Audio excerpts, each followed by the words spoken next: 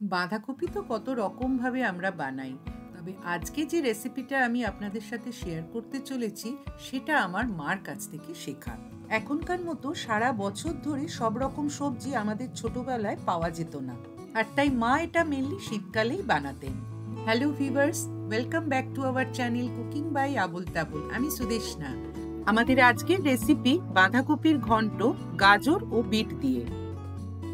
এর জন্য আমি একটা মিডিয়াম সাইজের বাঁধাকপি নিয়েছি। বাঁধাকপির পিছন দিকের শক্ত অংশটা প্রথমে বাদ দিয়ে নিলাম। এবার মাঝখান থেকে আড়াআড়ি ভাবে চিড়ে নিচ্ছি। বাঁধাকপির একদম ওপরের কিছু পাতা প্রথমেই কিন্তু বাদ দিয়ে নিয়েছি। এবার ছুরি দিয়ে যতটা সম্ভব ফাইন করে কুচিয়ে নিচ্ছি। বাঁধাকপি এমনই একটা সবজি যা দিয়ে আমিষ ও নিরামিষ দারুণ সব পদ তৈরি হয়। এছাড়া পায়েসও কিন্তু দারুণ ভালো হয়। আমাদের চ্যানেলে বাঁধাকপির পায়েসের ভিডিও আপলোড করা আছে, আমরা ডেসক্রিপশন বক্সে লিঙ্কটা দিয়ে দেবো, আপনারা চাইলে কিন্তু সেটা দেখতে পারেন। বাঁধাকপিটা কোচানো হয়ে গেছে, এবার এটা একটা বড় পাত্রে তুলে নিলাম। দুটো আলু ধুয়ে খোসা ছাড়িয়ে নিয়েছি, এবার টুকরো করে নিচ্ছি। একটা গাজরের খোসা ছাড়িয়ে নিয়ে সেটাও ছোট ছোট টুকরো করে নিচ্ছি। আমি ছোট ছোট টুকরো করছি কারণ আমার সেটাই পছন্দ, তবে আপনারা চাইলে কিন্তু ফাইন করে কুচিয়েও নিতে পারেন, তবে গ্রেট করবেন না। গ্রেট করলে একেবারে বাঁধাকপির সঙ্গে মিশে গলে যাবে, তখন ওটা খেতে ভালো লাগবে না। এখানে একটা বড় আর একটা ছোট সাইজের বিট নিয়েছি। দুটো বিটেরই খোসা ছাড়িয়ে নিয়ে গাজরের মতোই ছোট ছোট টুকরো করে নিচ্ছি।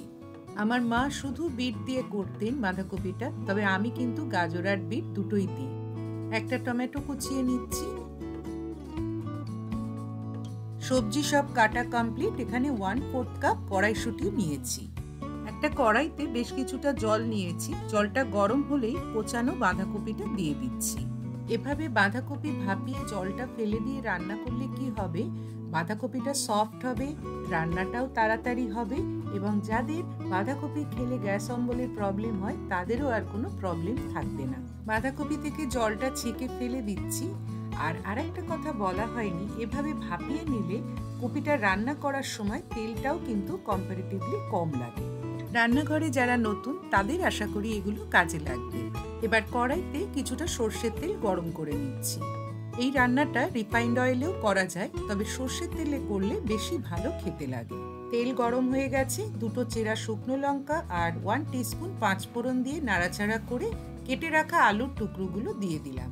আলুগুলো খুব লাল করে না হলেও হালকা করে ভেজে নেব।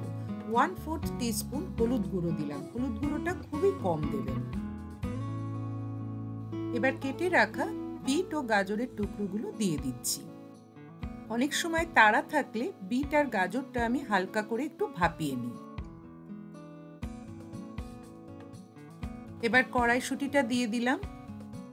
সবজিগুলো এবার তেলের মধ্যে কিছুক্ষণ ভাজবো। স্বাদ অনুযায়ী সল্ট অ্যাড করছি। 3-4টে কাঁচা লঙ্কা দিলাম আর কোচানো টমেটোটাও দিয়ে দিলাম। খুব সামান্য একটু হলুদ ছাড়া এই রান্নায় আর কোনো মশলা কিন্তু ইউজ করব না।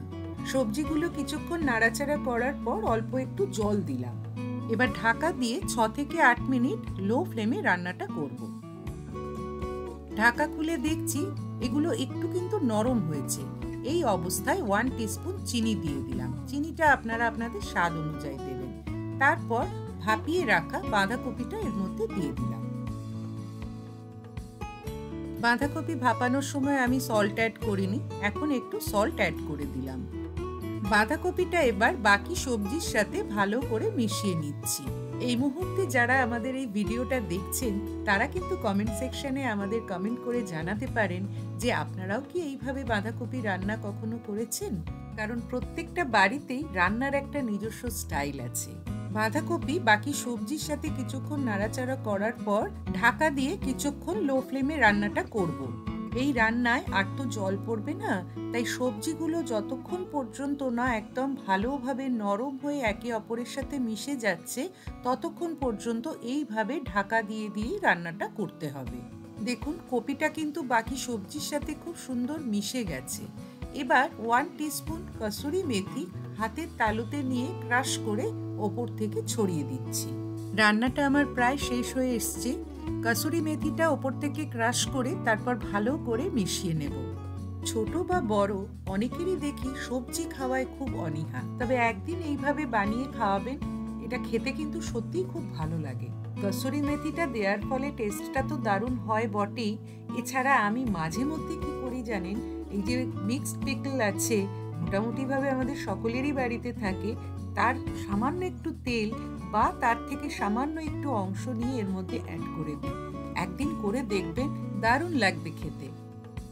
এই যা তরকারি কথাটা তো আজ বলাই হলো না, তবে আমার দৃঢ় বিশ্বাস আপনারা আমাদের সাথে ছিলেন, আছেন এবং ভবিষ্যতেও থাকবেন। সবাই খুব ভালো থাকবেন। Thank you.